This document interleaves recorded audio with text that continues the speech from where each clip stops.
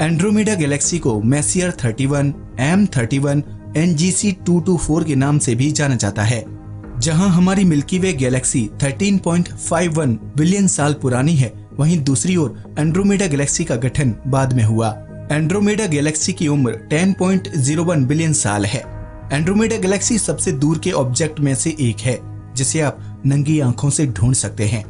इसे अमावस्या की रात को धब्बे के रूप में देखा जा सकता है और दूरबीन की मदद से शहरी क्षेत्रों में भी देखा जा सकता है। हमारी मिल्की वे गैलेक्सी में 25,000 crore plus minus 15,000 crore stars हैं। वहीं एंड्रोमेडा गैलेक्सी में स्टार्स की बात करें तो इसमें 1 लाख करोड़ तारे हैं। एंड्रोमेडा गैलेक्सी 110 किलोमीटर पर सेकंड की रफ्तार से मिल्की वे की ओर बढ़ रही है। वैज्ञानिकों का मानना है कि आने वाले कुछ अरब सालों में ये आकाश गंगाएं आपस में टकरा सकती हैं। करीब 4.5 बिलियन साल बाद मिल्की वे और एंड्रोमेडा आकाशगंगा एक दूसरे से टकरा जाएंगी, जिसके परिणाम स्वरूप एक बहुत बड़े और भारी इलिप्टिकल या डिस्क के आकार की आकाशगंगा का निर्माण होगा।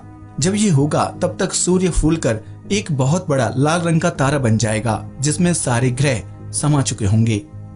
एंड्रोमेडा गैलेक्सी के आकार की अगर बात करें तो ये एक स्पाइरल गैलेक्सी यानी सर्पिलाकार आकाशगंगा है। पृथ्वी से इसकी दूरी 2.537 मिलियन लाइट ईयर्स है।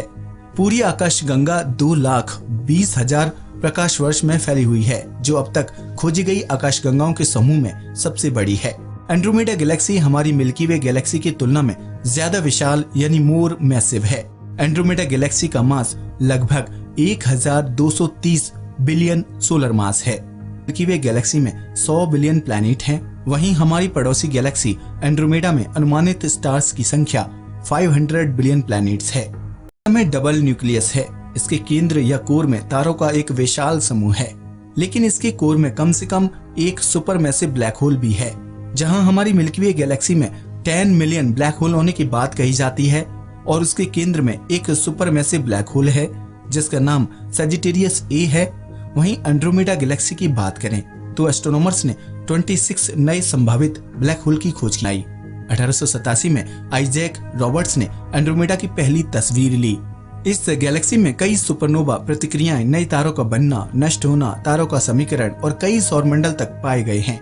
इस गैलेक्सी का मध्य भाग बहुत ज्यादा उभरा हुआ है, जो कि गैस मिश्रित बादलों, धूल, तारों और एक बहुत बड़े हालों से घिरा हुआ है। एंड्रोमेडा गैलेक्सी में कम से कम 2 स्पाइरल आर्म्स हैं, साथ ही एक धूल से भरी रिंग है जो छोटी आकाशगंगा M32 से आई हो सकती है।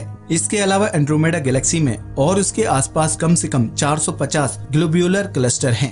एंड्रोमेडा गैलेक्सी की रेडियस 1,10,000 लाइट ईयर्स है। वैज्ञानिक अक्सर एंड्रोमेडा गैलेक्सी को बिग बुली कहते हैं।